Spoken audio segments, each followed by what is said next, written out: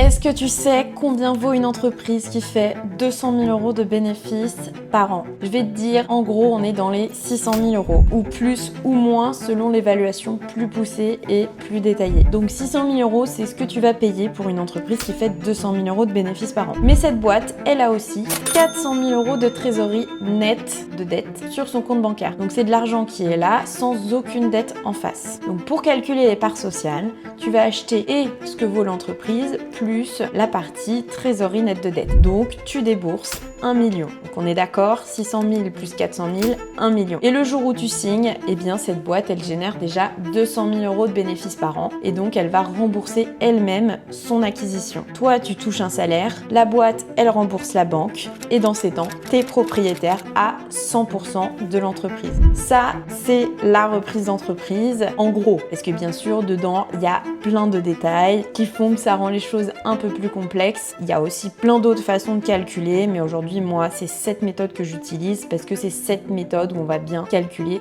combien l'entreprise va pouvoir rembourser. Là, il y a aussi les détails de la CAF. Il y a plein d'autres détails dessus. Si c'est la première fois que tu en entends parler, eh bien écoute, reste là parce que du coup, dans cette vidéo, ça va vraiment changer ta façon de voir les choses et je vais pouvoir du coup te donner un peu plus de détails. La plupart des gens qui veulent devenir entrepreneurs, ils pensent à quoi? Ils pensent à créer, partir de zéro, avoir une idée, la développer et espérer que ça prenne. Donc les stats, ils sont assez brutales. Aujourd'hui, on a quand même 90% des créations qui échouent dans les 5 premières années. Pourquoi? Parce que tu pars de zéro, t'as pas forcément de clients, pas de visibilité, pas de chiffre d'affaires, pas de trésorerie et donc c'est juste une idée et de l'énergie à mettre. La reprise, j'ai envie de dire, c'est exactement l'opposé. Tu achètes une entreprise qui tourne déjà, qui a des clients, il y a des fournisseurs, qui a une réputation, qui a de la trésorerie. Et donc le jour où tu signes, tu génères déjà du chiffre d'affaires, tu as déjà un salaire qui arrive. Tu n'inventes rien parce que du coup tu reprends les rênes de quelque chose qui existe déjà. Tu vas garder bien sûr ce qui fonctionne déjà, mais tu vas apporter ta compétence, ton expérience pour faire grandir la boîte, pour l'améliorer, pour la développer. Donc là, si tu reprends une boîte qui tourne déjà, tu gagnes facilement 5 à 10 ans en reprenant l'existant. Aujourd'hui, là, peut-être que vous êtes salarié, peut-être que vous êtes déjà dirigeant. Du coup, je vais comparer quand même la partie salarié et dirigeant. Si tu es déjà salarié,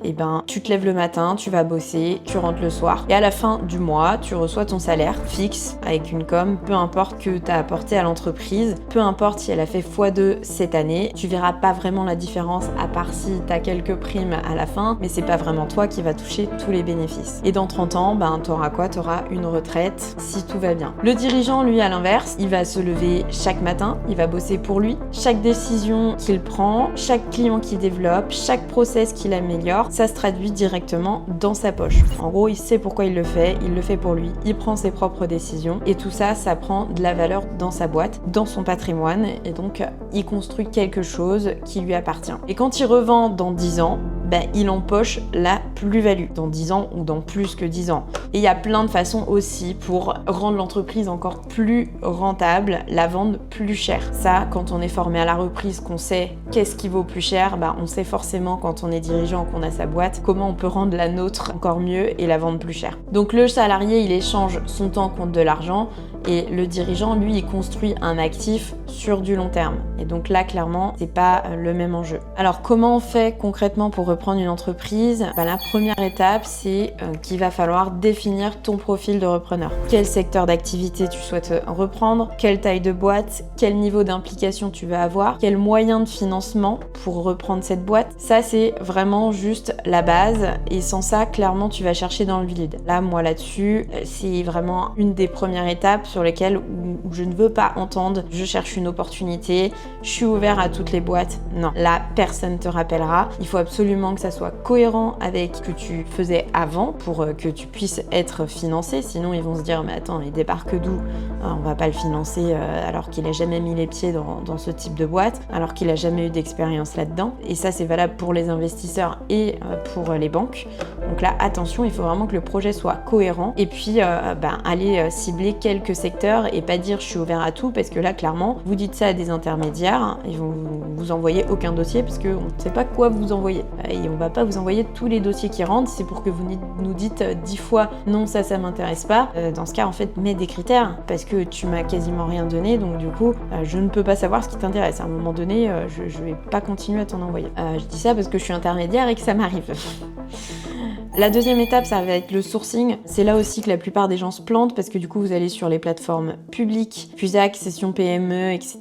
et j'en passe. Et donc, regarder les mêmes annonces que les 10 000 autres repreneurs en France, c'est complètement incohérent et c'est pas là que vous allez trouver les meilleures opportunités. Par contre, les meilleures opportunités, elles se trouvent, elles, en direct, avant même que la boîte soit officiellement à vendre. Et pour ça, il y a plein de techniques. Si vous avez bien écouté, je vous en ai dit une tout à l'heure. Pour ça, il faut se faire accompagner, il faut apprendre les bonnes méthodes. La troisième étape, ça reste l'analyse et l'audit. En gros, quand tu reprends une boîte, tu vas regarder les chiffres, tu comprends comment la boîte tourne, tu identifies les risques et ça va être vraiment cette étape qui va pouvoir te protéger dans la reprise. Après, il y a aussi la quatrième étape qu'on peut appeler négociation et financement. Donc là, t'as pas besoin d'avoir 1 million dans la poche pour reprendre. La banque finance l'acquisition sur la base des résultats de ta boîte. Donc c'est là qu'on regarde la capacité d'autofinancement de ta boîte. Généralement, ils demandent du coup 20 à 30% d'apport sur le prix et sur le montant de la CAF. Et pour chercher de cet apport, c'est pareil, il y a plein d'autres façons d'aller le financer, que ce soit des investisseurs, des clubs deals, des prêts d'honneur, prêts conso, voilà. Encore une fois, là, faut être accompagné sur ce sujet. Sauf si, bien sûr, vous avez les 30% directement à mettre et que vous ne voulez pas aller chercher d'autres moyens. Et donc, le reste, ça va être la boîte qui rembourse. Donc, l'emprunt se fait sur 7 ans maximum. Donc, en 7 ans, vous avez remboursé les 1 million, si on reprend le premier exemple, avec l'argent de la boîte. Donc, bien sûr, si tout va bien et qu'elle n'est pas partie en liquidation. Mais là, encore une fois, ça dépend de comment vous l'avez gérée. Et si vous l'avez développée, elle vaudra encore plus. Donc, c'est pas 1 million que vous récupérez dans votre poche, c'est plus si vous la revendez. Et la cinquième étape, ça sera la signature et la passation. Donc là, vous prenez les rênes et vous commencez à diriger l'entreprise. Donc là, ce process du début à la reprise, ça prend en moyenne 12 à 36 mois. C'est du coup assez long. Donc forcément, quand on dit que vous prenez un salaire dès le lendemain, oui, mais du coup, pendant les 12 mois où vous cherchiez, si vous avez quitté votre travail pour faire de la reprise à temps plein, vous avez peut-être eu juste le chômage, mais vous n'avez pas eu de salaire. Donc moi, c'est pour ça que je vous conseille de continuer à garder votre travail à côté. Puis faire la reprise, ça prend, allez, grand max 4 heures par semaine. Vous n'êtes pas H24 en train de chercher une boîte parce que les dossiers n'avancent pas. Vous allez être sur une boîte, ils vont mettre 3 mois à vous donner les bilans parce qu'ils ne seront pas finis. Vous allez attendre le bilan intermédiaire, etc. Donc c'est là qu'on voit qu'il y a des négociations qui sont très longues et d'autres où tout va bien et que ça passe directement. Mais en moyenne, voilà, moi je dis 12 mois quand vous êtes accompagné et si tu as la bonne méthode pour reprendre la boîte. Donc ça fait quand même une sacrée différence. Et chez mes repreneurs, pareil, ça dépend quel type de boîte et quels sont vos critères. Si vous avez un secteur géographique assez large avec taille de boîte qui va de 500 000 à 3 millions ou plus, bah forcément vous avez plus de chances de la trouver que si vous vous dites ah bah je veux pas acheter plus de 600 000, je veux absolument être dans cette petite zone géographique, je veux absolument que ce secteur d'activité. Voilà, il y en a qui galèrent plus parce qu'ils ont des critères beaucoup plus restreints. Donc attention, il faut pas se comparer à tout le monde. J'ai envie de dire maintenant, tu sais ce que c'est la reprise, tu vois l'opportunité que c'est d'investir, de faire lever de la dette pour une boîte que tu peux rembourser en 7 ans. Certes, ça demande du travail parce que aujourd'hui, il faut s'impliquer dedans. Alors peut-être que tu as entendu parler des entreprises où tu peux mettre un DG à la place. Comment te dire, c'est compliqué dans une petite boîte, c'est faisable dans une grosse boîte, mais il faut savoir que ce DG, il va te prendre un assez gros salaire si tu mets quelqu'un qui est compétent et que ce salaire, il va sûrement empiéter sur ton salaire. Donc si toi, tu comptes ne pas bosser dans la boîte et ne pas te prendre de salaire et te prendre juste les dividendes s'il en reste à la fin de l'année parce que la boîte s'est développée, alors dans ce cas, oui, c'est faisable. Sinon, attention, ça reste assez compliqué. De plus, je pense que quand vous reprenez une boîte, c'est important d'aller y mettre les pieds au moins les 3 à 6 premiers mois pour voir comment fonctionne la boîte, connaître vos salariés, vos fournisseurs, etc. Montrer que c'est vous le dirigeant. Et peut-être en même temps ou après, vous allez mettre un DG qui va prendre votre place. Pourquoi en plus je vous incite à mettre un DG, même si c'est dans 2-3 ans, une fois que vous avez mis les process en place, etc. S'il n'y a pas de process, ça va être compliqué de mettre un DG. Je vous incite parce que ça augmente la valorisation de votre entreprise. l'entreprise que vous avez acheté. Donc s'il y a un DG en place, que vous n'êtes plus dans l'opérationnel, ça vaut plus cher et donc vous la revendrez plus cher. Donc c'est quelque chose qu'il faut garder dans votre coin de votre tête. Il faut vous dire, je vais sortir de l'opérationnel à un moment donné, et tant mieux. Ça vous laissera du temps pour en racheter une autre, par exemple. Voilà comment moi je vois les choses. Donc je reprends. Donc maintenant que vous avez vu l'opportunité, je vais te dire quelque chose d'important. La majorité des gens qui se lancent seuls abandonnent. Pas parce que c'est impossible, mais parce qu'ils n'ont pas vu venir les obstacles. Il y a beaucoup d'obstacles dans la reprise et je pense que vous ignorez 90% de ces obstacles. Donc autant que je vous les montre maintenant. Pour moi, le premier, j'en ai parlé un peu tout à l'heure, c'est de savoir ce que tu cherches vraiment. C'est vraiment l'étape que tout le monde zappe, ou alors les gens pensent qu'il faut qu'ils viennent dans mon accompagnement une fois qu'ils savent ce qu'ils ont trouvé. C'est un peu bête parce que du coup, il faut que je déconstruise si le projet n'est pas cohérent. Donc la plupart, ils arrivent en me disant, je sais pas trop quoi reprendre, je suis ouvert à toutes les opportunités, ou même par message si vous me l'avez dit sur Instagram. Sachez que c'est exactement là que ça coince et ça m'irrite un petit peu, donc je vous le dis en vidéo. Si toi tu sais pas ce que tu cherches, personne pourra t'aider à le trouver. Aucun intermédiaire te rappellera, aucune banque ne financera un projet flou. Même si après on a le temps de dire à la banque, moi je cherchais quel type de boîte, etc. qu'on peut changer. Même le cédant, il va vouloir savoir exactement ce que vous cherchez. Il faudra que ce soit clair dans votre tête. Donc ça se prépare, mais surtout vraiment pour la recherche. Si vous commencez du coup à chercher de chaque côté, vous allez plus avoir de méthode, vous allez plus savoir où vous en êtes. Là encore une fois, il faut que le projet soit bien défini. Et puis il faut définir votre profil de repreneur. Ça, c'est honnêtement un vrai travail. Est-ce que vous allez être dans l'opérationnel? Est-ce que vous allez déléguer directement? Sachant que j'en ai beaucoup qui me disent qu'ils veulent rester salariés et garder leur travail à côté. Attention, je vous ai dit tout à l'heure qu'il faut absolument mettre les pieds dans l'entreprise au moins les 3 à 6 premiers mois. Donc il va falloir au moins se dégager 3 jours par semaine pour aller dedans. Sauf s'il y a déjà un DG. Mais aujourd'hui, attention, les entreprises qui ont déjà un DG s'achètent plus cher, elles sont très rares et tout le monde saute dessus. Les grands groupes sont prêts à payer cher pour ce genre de boîte. Donc toi, petit repreneur ou même grand repreneur, ce sera quand même plus difficile de l'avoir. Il va falloir définir donc quel secteur correspond à tes compétences, quelle taille de boîte, quel niveau d'implication tu vas avoir au quotidien. Est-ce que tu veux travailler dedans ou piloter à distance?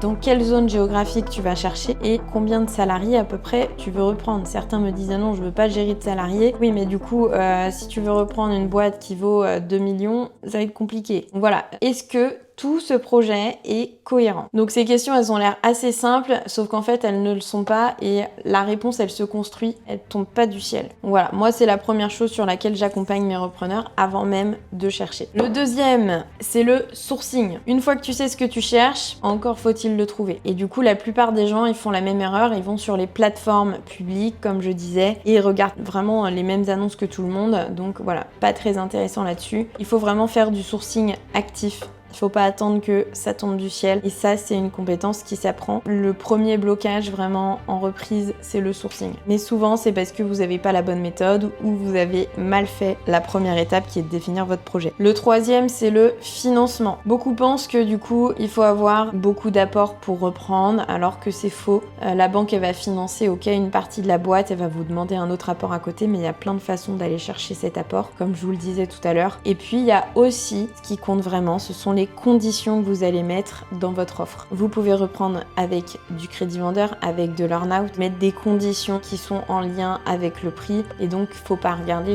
uniquement le prix affiché. Ça change vraiment toute l'équation. Personnellement, moi j'ai vu des repreneurs reprendre avec 30 000 € d'apport ou même mettre 0 apport de leur poche. Donc c'est faisable. Ça dépend de plein de choses, de votre compétence, de votre expérience, de la boîte que vous reprenez. Est-ce qu'elle vaut le coup? Est-ce qu'elle donne envie? Est-ce qu'elle est achetée pas cher et donc on sait que la banque va demander moins d'apport? Voilà, il y a plein de choses comme ça qui rentrent en compte. Est-ce que ça va intéresser les investisseurs parce qu'il y a un gros potentiel de scalabilité, etc., etc. Le quatrième, ça va être l'audit. Ça, c'est l'étape peut-être que les gens sous-estiment le plus et pourtant c'est celle qui va te protéger. Avant de signer quoi que ce soit, tu dois prendre en compte comment la boîte tourne vraiment, pas juste lire les bilans, comprendre d'où viennent les clients, si les salariés ils vont rester, salariés clés ou pas s'il y en a, si le chiffre d'affaires il va tenir sans le dirigeant actuel. Bref, il y a plein de choses à vérifier dans une reprise. C'est ça qui fait la différence entre un bon deal et un piège. Les pièges, ils sont cachés. Les bons deals, vous avez l'impression que c'est un bon deal,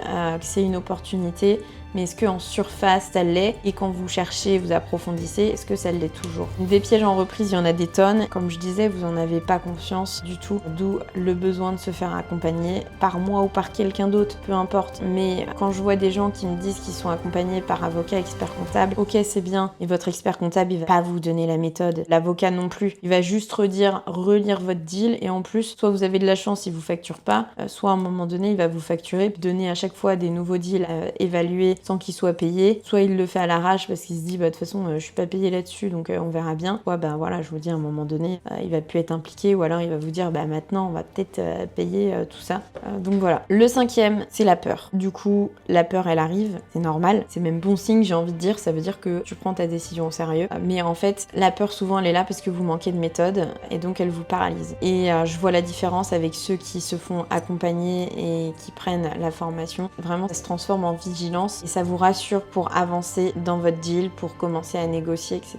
Pour vous dire, ok, je sais que je vais signer en sécurité, puisque derrière, je suis accompagnée, et je fais pas une énorme erreur. Ça pourrait vous coûter beaucoup d'argent. Bon, si t'es arrivé jusqu'ici, c'est que le sujet t'intéresse vraiment. Bref, la reprise d'entreprise, c'est pas réservé à une élite. Même si moi j'ai appelé ma formation reprise élite, c'est pour dire que j'ai décidé de faire un accompagnement personnalisé et qui sort du commun par rapport aux autres formations, puisque j'ai avocat, expert comptable, qu'on est vraiment en petit comité et que j'accompagne chaque personne personnellement sur les dossiers et de façon personnalisée. Donc c'est pas réservé aux gens qui ont du capital, aux gens qui ont du réseau ou un MBA, c'est vraiment accessible à ceux qui ont la bonne méthode et qui ont envie de construire quelque chose qui leur appartient. Ceux qui ont de l'ambition, qui ont envie de se challenger. Voilà, il y a plein de raisons de reprendre. J'ai d'ailleurs une vidéo sur le sujet si jamais vous voulez aller voir, pour voir vous quelle est vraiment la raison pour laquelle vous voulez reprendre. Est-ce que vous voulez changer de vie? Est-ce que vous voulez avoir de l'argent? Est-ce que vous voulez créer un patrimoine? Est-ce que vous voulez juste que les gens se disent waouh, c'est un chef d'entreprise, il a bien développé sa boîte? Est-ce que vous voulez une liberté en temps, parce que du coup c'est vous qui faites ce que vous voulez, une liberté de décision? Voilà, il y a vraiment plein de choses qui font qu'on peut avoir envie de reprendre une boîte. Et donc voilà, moi en tout cas je vous accompagne dans Reprise Élite à trouver la bonne boîte, monter le dossier, négocier, financier et signer surtout en sécurité sans perdre trop de temps. On essaye de tenir le timing en 12 mois, un peu chiante avec vous et je vous relance un petit peu souvent, mais parfois certains en ont besoin. Si tu veux du coup en savoir plus sur comment je travaille moi avec mes repreneurs, bah écoute, t'as un lien que je vais mettre juste en dessous dans la description. On fait le point ensemble sans engagement, et sinon tu peux aussi aller voir mes offres sur mon site internet, les prix sont affichés. Avant de signer, je te conseille quand même de prendre un appel avec moi ou quelqu'un de mon équipe pour qu'on puisse en discuter, savoir si c'est vraiment fait pour toi. L'appel, c'est pas de la vente forcée, hein, c'est vraiment pour savoir si vous avez besoin d'un accompagnement, est-ce que c'est le bon moment pour vous, et vous aider du coup à prendre la meilleure décision pour vous. Si sinon cette vidéo t'a appris quelque chose, abonne-toi. J'essaye d'en publier régulièrement, sinon on va faire un tour sur les autres que j'ai déjà tourné. Je vais mettre un petit lien pour aller voir celle sur la formation qui dure 1 heure sur comment reprendre une entreprise. Il y en a aussi une sur les étapes de la reprise. Et puis j'espère te dire à très vite. N'hésite pas à venir me parler sur Instagram, sur LinkedIn, où tu veux. Je suis disponible et je réponds à tous vos messages. Allez, salut!